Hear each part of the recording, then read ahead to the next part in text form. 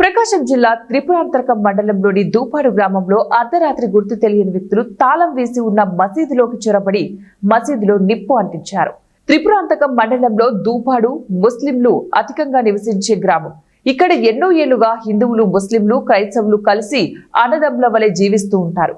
అటువంటి గ్రామంలో ఇటువంటి భయానకమైన దృశ్యం జరగటం అందరినీ కూడా ఆశ్చర్యానికి గురి చేస్తుంది. హిందువులకు, ముస్లింలకు గొడవలు సృష్టించాలని చూసే వ్యక్తులను కఠినంగా శిక్షించాలని గ్రామస్తులు కోరుతున్నారు.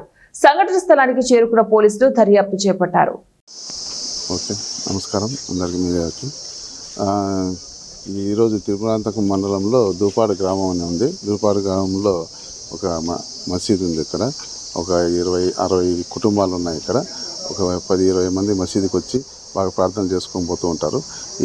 ఈరోజు రాత్రి తెల్లవారుజామున అప్పుడు ఒకే ఒక బీగం వేస్తుంటారు. గ్రిల్ వాకిల్ ఉంది. ఆ గ్రిల్ వాకిల్కి ఉన్న బీగం పగలగొట్టి ఎవరు దుండగులు లోపలికి పోయినారు. లోపలంతా చూసినారు, ఏం దొరకలేదో ఏమో. లేకుంటే అక్కడున్న కింద తివాచీలు ఉంటే తివాచీల పైన బ్లాంకెట్ లాగా మళ్ళీ దానిపైన పరిచుంటారు బట్ట.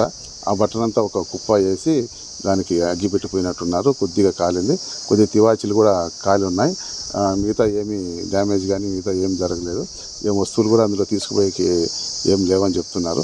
దీనిపైన అన్ని విధాలుగా మనం ఎవరెవరు అనుమానము, ఏం చేస్తున్నారు, ఎందుకు చేసింటారు అనే విధంగా అన్ని కోణాల్లో మేము దర్యాప్తు చేస్తున్నాం. ఎవరు చేసినా కానీ ఇది వారు దొంగ కానీ మిగతా వాళ్ళు కానీ ఏ విధంగా కానీ పర్సనల్గా కానీ ఎవరైనా చేసినా కానీ వాళ్ళని క్షమించే ప్రసక్తి లేదు.